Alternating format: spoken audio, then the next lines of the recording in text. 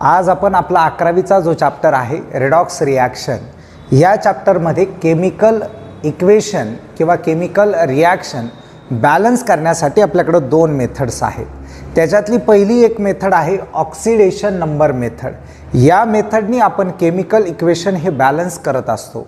पण हे बॅलन्स करताना आपल्याला काही रूल्स फॉलो करावं लागतात. ज्यावेळेस तुम्ही A1 हे रूल्स एक झाल्यानंतर दुसरा या पद्धतीने वापरत जातात, रिॲक्शन आपोआप बॅलन्स होऊन जाणार. आणि ही रिॲक्शन बॅलन्स करणं अतिशय सोपं आहे मित्रांनो. पुढच्या 10 मिनिटांमध्ये तुम्ही कोणतीही केमिकल रिॲक्शन सहजरित्या बॅलन्स करू शकता. तर फक्त तुमचं लक्ष इकडं असू द्या की 100% हे तुम्हाला जमणार याची गॅरंटी माझी. बघा, पहिला रूल आहे find oxidation number of all atoms. Of all atoms, जे ॲटम्स तुमच्या केमिकल रिॲक्शनमध्ये असतील, जे ॲटम्स तुमच्या केमिकल रिॲक्शनमध्ये दिलेले असतील, त्या सर्व ॲटमचा तुम्हाला पहिल्यांदा फाइंड आउट करायचा आहे तो ऑक्सिडेशन नंबर. काय फाइंड आउट करायचा आहे? Oxidation number. आता तुम्ही म्हणाल सर हे ऑक्सिडेशन नंबर कसा फाइंड आउट करायचा? का याच चॅप्टरच्या सुरुवातीला ऑक्सिडेशन नंबर कसा शोधायचा हे आपलं झालेलं आहे. चला, आता पुढचा पॉइंट आहे identify increase and decrease oxidation number. मग आता काय करायचं? आयडेंटिफाय करायचं म्हणजे काय? आयडेंटिफाय दी ॲटम्स. काय आयडेंटिफाय करायचे तुम्हाला? ॲटम्स आयडेंटिफाय करायचे आहे का ज्यांचा ऑक्सिडेशन नंबर इन्क्रीज झाला किंवा ऑक्सिडेशन नंबर डिक्रीज झाला. मित्रांनो, ज्याचा ऑक्सिडेशन नंबर वाढतो त्याचं होतं ऑक्सिडेशन, आणि ज्याचा ऑक्सिडेशन नंबर कमी होतो त्याचं होतं रिडक्शन. वाढतो म्हणजे कसा? रिॲक्टंट साईटला एखादा ॲटम आहे, त्याचा ऑक्सिडेशन नंबर सपोज +2 आहे, आणि तोच प्रोडक्ट साईटला ज्यावेळेस जातो तर त्याचा ऑक्सिडेशन नंबर +6 होतो. +2 वरून +6 वर गेला म्हणजे व्हॅल्यू काय झाली मित्रांनो? वाढली. जर अशी व्हॅल्यू वाढत असेल तर 100% त्या ॲटमचं झालेलं आहे ऑक्सिडेशन. मग बघा, इथं ज्याचा इन्क्रीज होतो ऑक्सिडेशन नंबर +2 वरून कुठं सांगितलं मी? +6 वर, म्हणजे त्याचं काय होतं रे? ऑक्सिडेशन. आणि ज्याचा हाच नंबर डिक्रीज होतो म्हणजे थोडक्यात त्याचा +6 वरून +2 वर गेला, असं जर होत असेल ना तर त्याचं होतं रिडक्शन. त्याचं काय होतं? रिडक्शन. मग मित्रांनो बघा, आपण पहिल्या स्टेपमध्ये काय केलं की सगळ्या ॲटमचे ऑक्सिडेशन नंबर फाइंड आउट केले. हे ऑक्सिडेशन नंबर ज्यावेळेस फाइंड आउट झाले आपल्याला कळालं की कोणाचा ऑक्सिडेशन नंबर वाढतोय आणि कोणाचा ऑक्सिडेशन नंबर कमी होतोय. ज्याचं वाढलं आणि ज्याचं कमी झालं ते ॲटम आपण शोधले. आता हे एकदा की ॲटम आपण शोधले की काय करायचं पहा, balance the atom which undergoing oxidation आणि काय रिडक्शन. जे ॲटम आपण ऑक्सिडेशन आणि रिडक्शन होताना बघितले त्या ॲटमला आता बॅलन्स करायचं. म्हणजे जेवढी त्यांची व्हॅल्यू, म्हणजे जेवढी संख्या त्यांची कोणत्या साईटला आहे? रिॲक्टंट साईटला, तेवढीच त्यांची कुठं करायची आपल्याला? प्रोडक्ट साईटला. बरं, एकदा की आपण ते ॲटम बॅलन्स केले, कोणते सांगितले मी? ज्यांचं ऑक्सिडेशन झालं आणि ज्यांचं काय झालं? रिडक्शन झालं. मग आता बघा, पुढचा आहे आपला balance the charge by cross multiplication. हा जो पॉइंट आहे मित्रांनो, हा मी एक्झाम्पल सॉल्व करताना सांगेल म्हणजे तुम्हाला व्यवस्थित समजेल तो. बघा, पुढचा आहे balance all other atom except oxygen आणि हायड्रोजन. म्हणजे काय करणार तुम्ही? ज्यावेळेस तुम्ही ते ॲटम बॅलन्स केले, सगळे ॲटम बॅलन्स केल्यानंतर, म्हणजे कोणते ॲटम बॅलन्स केले? ज्याचं ऑक्सिडेशन होतं आणि त्याचं रिडक्शन होतं, ते झालं. नंतर तुम्ही क्रॉस मल्टिप्लिकेशन केलं, क्रॉस मल्टिप्लिकेशनने तुम्ही चार्ज बॅलन्स केला. आता ते सोडून दुसरे जे ॲटम आहेत ते बॅलन्स करा. मग आता ते ॲटम जर बॅलन्स झाले तर त्याच्यानंतर तुम्हाला बॅलन्स करायचे आहे पहा, बॅलन्स करायचा आहे तो ऑक्सिजन. मग ऑक्सिजन बॅलन्स कसा होणार? ज्या साईटला कमी ऑक्सिजन असेल त्या साईटला H2O ॲड करा. बरं, ऑक्सिजन पण बॅलन्स झाला. आता बॅलन्स करायचा आहे तो हायड्रोजन. सगळ्यात शेवटी बॅलन्स करायचा आहे तो हायड्रोजन. आणि ज्या साईटला हायड्रोजनची संख्या कमी आहे त्या साईटला ॲड करा H+. तर हे रूल मित्रांनो आपण एकदा बघितले, म्हणजे हे रूल्स आपण आता एक्झाम्पलच्या माध्यमातून जर बघितले तर मला असं वाटतं तुम्हाला ऑक्सिडेशन नंबर मेथडनी कोणतीही केमिकल रिॲक्शन बॅलन्स करायला अवघड जाणार नाही. तर चला बघूया आपण एक्झाम्पल. तर हे तुमच्या समोर एक एक्झाम्पल आहे पहा, Cr2O7 -2, SO3 2 Cr3 SO4 2 आणि पुढे लिहिलेले ॲसिडिक. ज्यावेळेस असं लिहून येतं तर समजून घ्यायचं ही रिॲक्शन ॲसिडिक मीडियममध्ये आहे. आपल्याकडे दोन मीडियम आहेत, एक ॲसिडिक मीडियम आणि एक आहे बेसिक मीडियम. तर ही रिॲक्शन आहे ॲसिडिक मीडियम. मग तुमच्या डोक्यात प्रश्न आला असेल बेसिक मीडियमचं काय. जसं ॲसिडिक मीडियमच्या स्टेप्स मी ज्या आधी लिहिल्या होत्या त्या ॲसिडिक मीडियम, फक्त याच्यात लास्टला एक स्टेप ॲड होईल, ती एकदम सोपी आहे, ती आपण नेक्स्ट व्हिडिओमध्ये बघणार आहे. पण आता इथे आपण ॲसिडिक मीडियमबद्दल चर्चा करू. बघा आपला पहिला पॉईंट होता किंवा आपण पहिली स्टेप म्हणून फर्स्ट स्टेप काय करायचं होतं आपल्याला, फाइंड काय करायचं होतं सांगा, find oxidation number of all atoms. तर मित्रांनो बघा याच्यात आपल्याला ऑक्सिजन दिसतोय. ऑक्सिजनच्या केसमध्ये काही गोष्टी किंवा ऑक्सिजनच्या ऑक्सिडेशन नंबरबद्दल काही गोष्टी ठरलेल्या आहेत. तर त्या काय आहेत त्या एकदा बघू, म्हणजे आपल्याला ऑक्सिडेशन नंबर कॅल्क्युलेट करणं अजून सोपं जाईल. बघा ऑक्सिजन हा जर ऑक्साईडच्या फॉर्ममध्ये असेल, कोणत्या फॉर्ममध्ये सांगतोय मी, ऑक्साईडच्या फॉर्ममध्ये जर असेल तर त्याचा ऑक्सिडेशन नंबर असतो तो -2. आणि जर तो ऑक्सिजन हा पेरॉक्साईडच्या फॉर्ममध्ये असेल, कोणाच्या, पेरॉक्साईडच्या फॉर्ममध्ये असेल तर त्याचा असतो -1. जसं तुम्हाला माहिती आहे पहा H2O2, इथं जर मी ह्या ऑक्सिजनचा ऑक्सिडेशन नंबर जर फाइंड आउट केला तर त्याची व्हॅल्यू येणार आहे -1. त्याच्यानंतर बघा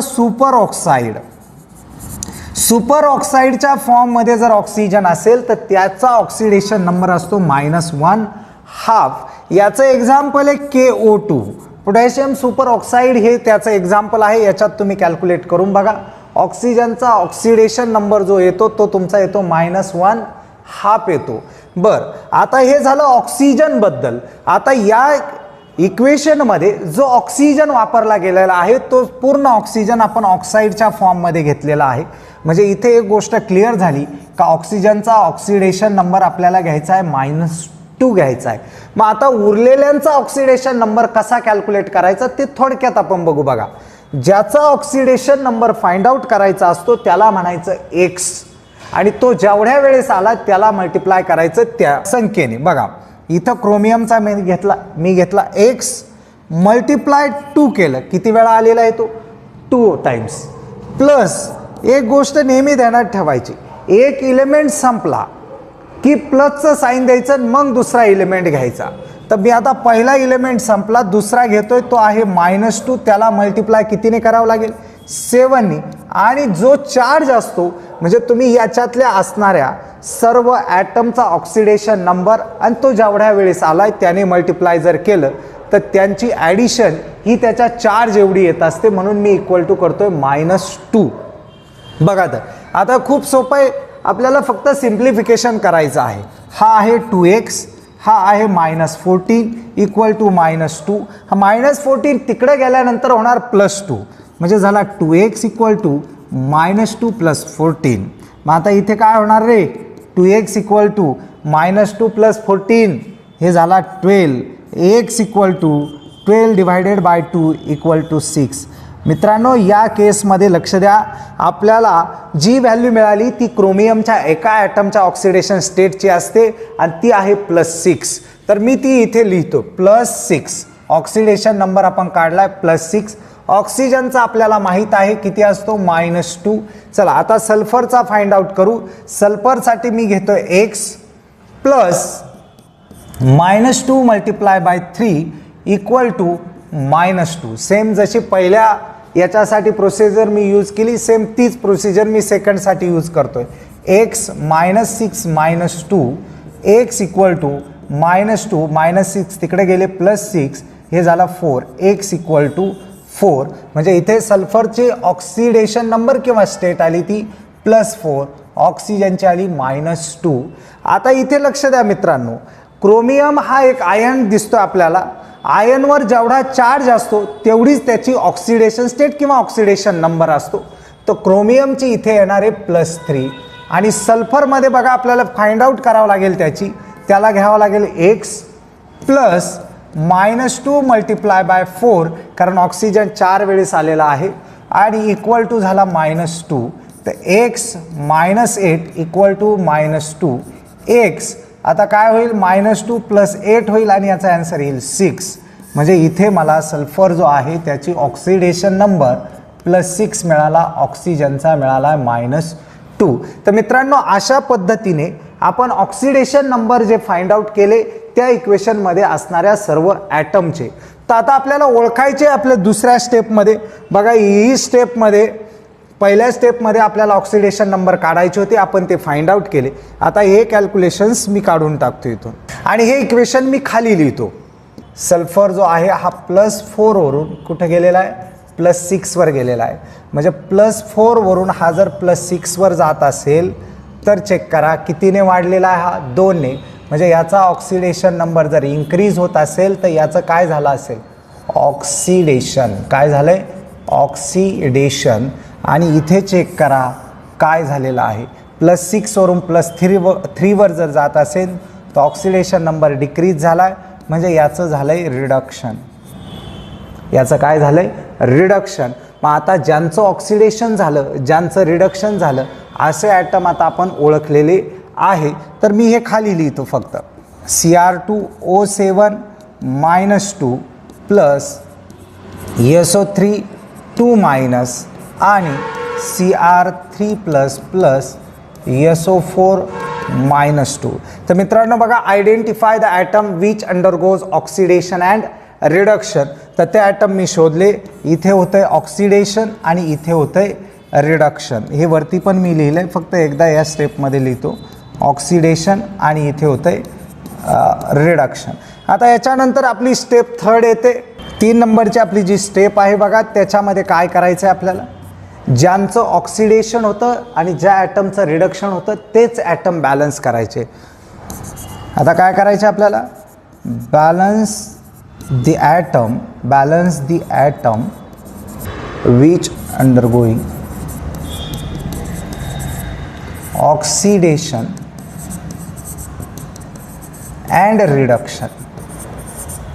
चला, आता कोणते ॲटम आहे, हा तर चेक करा. Cr इथे किती वेळा आलेला आहे, 2 वेळा. इथं Cr किती, एकदाच. तर इकडे 2 वेळा करून घेऊ आपण. Cr2O7 -2 + SO3 2- इथे किती वेळा करावं लागेल, 2Cr3 + SO4 -2. सल्फर चेक करा, सल्फर एकदाच आहे त्याच्यामुळे त्याला बॅलन्स करायची गरज नाही, तो ऑलरेडी बॅलन्स आहे. मग मी फक्त बॅलन्स केलं, ते Cr2 होते तर इथं 2Cr3 केलं. आता पुढची जी स्टेप आहे ती आपली महत्त्वाची आहे बघा, ज्याच्यामध्ये आपल्याला आता काय करायचं आहे, क्रॉस मल्टिप्लिकेशन चार्ज बॅलन्स करण्यासाठी. ती कशी करायची तिच्याकडे थोडं लक्ष द्या. बघा आता त्या स्टेप्सकडे. आता आपल्याला काय करायचं आहे पहा, आपण step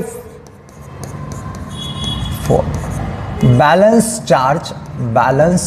charge by cross multiplication.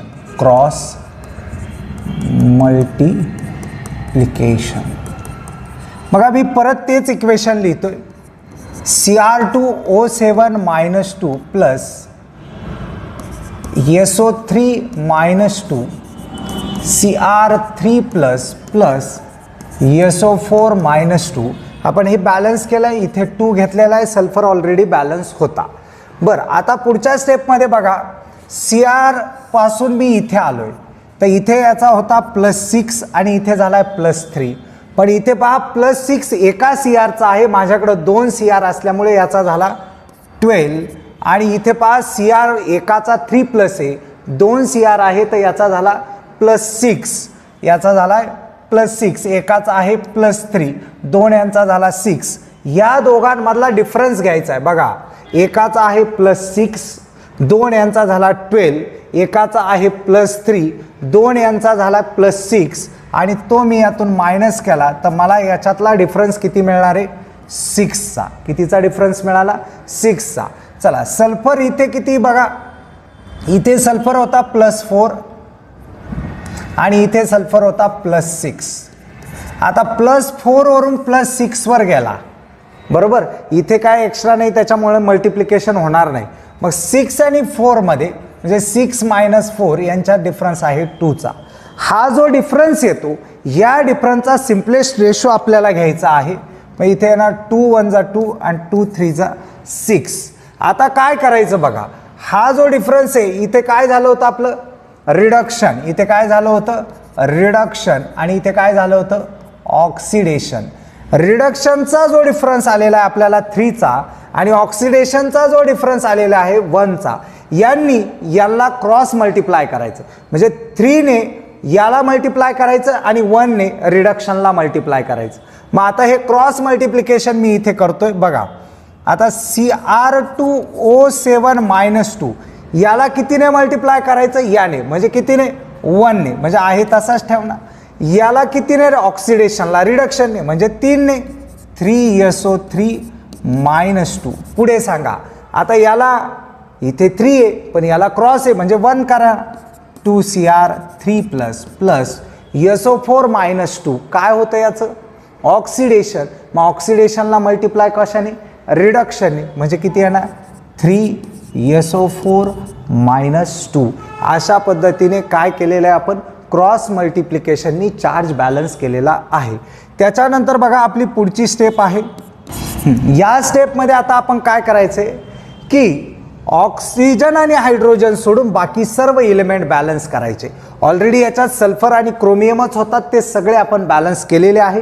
म्हणजे त्या स्टेपमध्ये आपल्याला दुसरं काय ॲड करायची गरज नाही आहे किंवा बॅलन्स करायची गरज नाही आहे. मग आता बॅलन्स काय करायचं आहे बघा, balance oxygen bye adding H2O. आता मी फक्त H2 ॲड करणार ऑक्सिजन बॅलन्स करण्यासाठी. बघा इथे ऑक्सिजन आहे 7 आणि हे ऑक्सिजन होतात 9. 9 आणि 7 16 ऑक्सिजन आणि इथे ऑक्सिजन होतात 12. मग 16 आणि 12 मध्ये कितीचा तर 4चा डिफरन्स आहे. ज्या साईटला ऑक्सिजन कमी आहे त्या साईटला 4H2O ॲड करा. मग बघा मी कसा करतोय Cr2O7-2 प्लस 3SO3-2. इकडे किती ऑक्सिजन आहे 16 आणि इकडे किती आहे 12. तर मला 4 काय करावं लागेल या साईडला प्लस 4H2O ॲड करावा लागतील. बस याच्यानंतरची पुढची स्टेप आहे स्टेप नंबर तुमची 6 होईल, ज्याच्यामध्ये आता बॅलन्स करायचे काय hydrogen. Balance hydrogen bye adding H+. आता या साईडला H+, या साईडला हायड्रोजन नाही आहे, या साईडला किती हायड्रोजन आहे 8 हायड्रोजन आहे. तर तुम्हाला त्याच्या अपोजिट साईडला 8H+ ॲड करावं लागतील. Cr2O7-2 plus 3SO3-2 plus 8H+. इथे पहा 2Cr3 plus 3SO4-2 plus 4H2O. तर आपण स्टेप नंबर जी आपली शेवटची आहे 6 याच्यामध्ये काय बॅलन्स करायचे बघा. Balance hydrogen bye adding H+. ज्या साईडला हायड्रोजनची संख्या ही कमी असेल त्या साईडला H+ ॲड करायचं आहे. तर बघा या इक्वेशनमध्ये जर तुम्ही ऑब्झर्व केलं हे वरच्या इक्वेशनमध्ये तर या साईडला 8 हायड्रोजन आहेत आणि इकडे बघा आपण आता या साईडला एकही हायड्रोजन नाही. तर याच्या पुढच्या स्टेपमध्ये आपण 8 हायड्रोजन या साईडला ॲड केलेले आहेत. तर आता आपल्याला बॅलन्स काय करायचं आहे बघा. ही रिॲक्शन ॲक्च्युली बॅलन्स झाली पण याच्यात ॲटम बॅलन्स झाले की नाही ते बघायचे आणि त्याचबरोबर चार्ज बॅलन्स झाला का नाही तेही बघायचं आहे. क्रोमियम किती आहेत 2, तर या साईडला क्रोमियम किती आहेत 2. ऑक्सिजन बघा हे 7 आणि हे 9 असे किती झाले 7 आणि 9 16 ऑक्सिजन झाले. इकडे मोजा हे झाले 12 आणि हे 4, तर असे इकडे 16 ऑक्सिजन होत आहे. त्याच्यानंतर सल्फर चेक करा, इकडे 3 सल्फर आहे, इकडे पण 3 सल्फर आहे. हायड्रोजन इकडे 8 आहेत, इकडे हायड्रोजन 8 आहे. रिॲक्शन जर ॲसिडिक मीडियममध्ये जर असेल तर आपल्याला H+ हा तर मिळतोच म्हणून इथे H+ आहे तसाच राहणार आहे. आता आपल्याला बघायचा आहे तो चार्ज बॅलन्स होतो की नाही. इथे बघा -2 आला आणि इथे किती झाला 3 2 जा -6 म्हणजे -2. मी चार्जबद्दल बोलतोय कारण आपल्याला या रिॲक्शनमध्ये चार्जसुद्धा बॅलन्स करावा लागतो. इथे -2 झाला, 3 2 जा -6 झाला. एका हायड्रोजन +1 आहे तर 8 हायड्रोजनचा +8 झाला. -2 -6 -8 आणि +8 इक्वल टू झाला 0. या साईडचा बघू आपण बॅलन्स होतो का काय. हा झाला 3 2 जा +6 आणि 3 2 जा -6 +6 -6 कॅन्सल होईल आणि इक्वल टू येईल 0. म्हणजे आपण इथे ॲटम पण बॅलन्स झाले आणि चार्ज पण बॅलन्स झाला. अशा पद्धतीने ऑक्सिडेशन नंबर या मेथडनी काही स्टेप्स कंटिन्युअस फॉलो करून आपण ही रिॲक्शन बॅलन्स केलेली आहे. तर शॉर्टकटमध्ये ही रिॲक्शनच्या ज्या काय प्रोसेस आपण किंवा स्टेप्स बघितल्या ते 1-2 मिनिटामध्ये आपण बघू. बघा, पहिल्यांदा काय केलं, ऑक्सिडेशन नंबर काढला. पूर्ण जे काही आपलं इक्वेशन होतं त्या इक्वेशनमध्ये जेवढे ॲटम्स होते त्या सगळ्यांचा ऑक्सिडेशन नंबर काढला. त्याच्यानंतर काय केलं, ज्याचं ऑक्सिडेशन झालं व ज्याचं रिडक्शन झालं ते ॲटम बॅलन्स केले. आपण ज्याचा ऑक्सिडेशन नंबर वाढला त्याला म्हटलं त्याचं ऑक्सिडेशन झालं, ज्याचा ऑक्सिडेशन नंबर कमी झाला त्याला म्हटलं त्याचं रिडक्शन झालं. ज्याचं ऑक्सिडेशन आणि ज्याचं रिडक्शन झालं ते आपण ॲटम बॅलन्स केले. बॅलन्स केल्यानंतर बॅलन्स झाल्यानंतर त्याच्यातील चार्जचा डिफरन्स काढा आणि तो मी तुम्हाला काढून दाखवला. आपण दोन्हींच्या चार्जला सबट्रॅक्ट करून त्यांच्यातला डिफरन्स काढला. तो डिफरन्स काढल्यानंतर बघा काय केलं, ऑक्सिडेशनचा जो डिफरन्स आला त्याने रिडक्शनच्या ज्या काय स्पेसीज होत्या त्यांना मल्टिप्लाय केलं आणि रिडक्शनचा जो डिफरन्स होता त्याने ऑक्सिडेशनच्या स्पेसीजला मल्टिप्लाय केलं. त्याच्यानंतर बघा, ऑक्सिजन आणि हायड्रोजन सोडून बाकी सर्व ॲटम बॅलन्स केले. ऑक्सिजन आणि हायड्रोजन सोडून बाकीचे ॲटम बॅलन्स केले. मग ऑक्सिजन कसा बॅलन्स करायचा, ऑक्सिजन बॅलन्स करण्यासाठी H2 ॲड केला आणि हायड्रोजन बॅलन्स करण्यासाठी H+ ॲड केला. तर मित्रांनो, अशा पद्धतीने आज आपण रिडॉक्स रिॲक्शन या चॅप्टरमधली ऑक्सिडेशन नंबर ही मेथड तुम्हाला मी इंग्लिशमध्ये पण सांगितली पहिल्या स्टेप्स आणि त्याच्यानंतर मी मराठीमध्येही याच्या कोणती प्रोसिजर फॉलो करायची ते सांगितलं.